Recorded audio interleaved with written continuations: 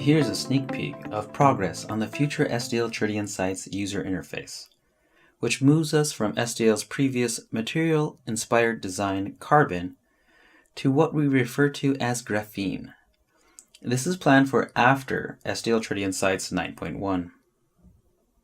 When we started work on Graphene Experience Manager, or XPM, we placed the Start button in the top left. But perhaps this might cover part of your page, so we made the button configurable and movable.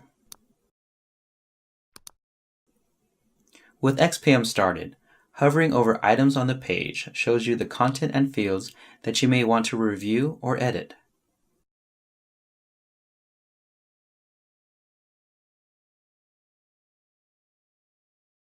Selecting a component focuses the interface on that content and its fields.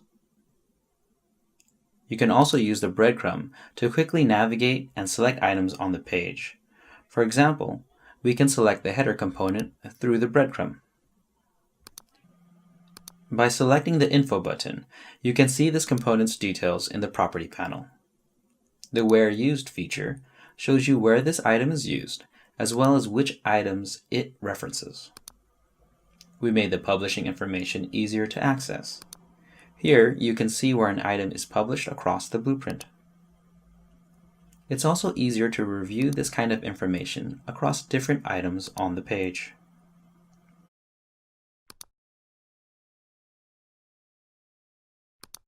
You can see the history of item changes. This is where advanced users may choose to compare differences in the source content across historical versions. We're making sure the UI elements and screens are easily shared with other CMS users. For example, UI text is copyable, and screens are shareable through bookmarkable browser deep links.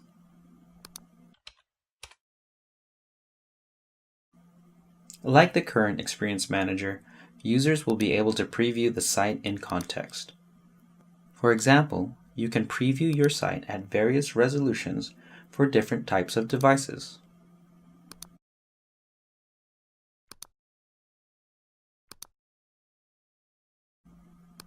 We're next working on the in-context editing experience.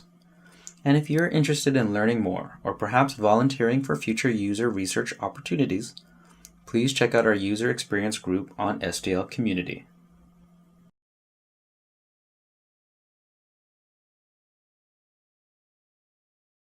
And for the technically minded, we're ensuring in-context editing support for single-page applications and client-side rendering frameworks such as React, Angular, or Vue.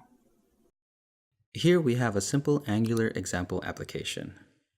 If we open up the Developer Tools and go to the Augury, the Angular Inspector panel, we see the different Angular components on the page. As you can see, this currently contains a header, navigation, and main component.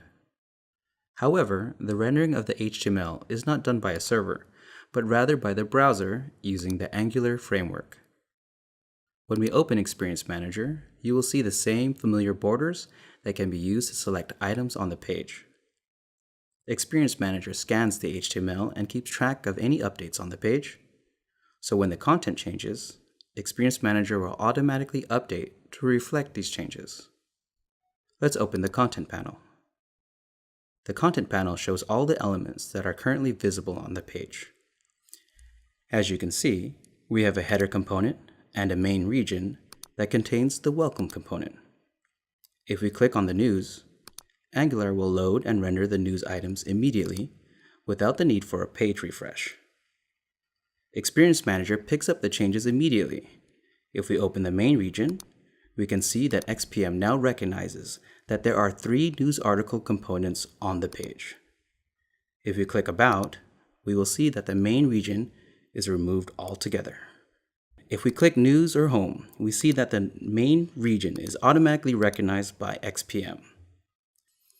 We support the same inline editing experience as seen before. Just click on a field to start the inline editor.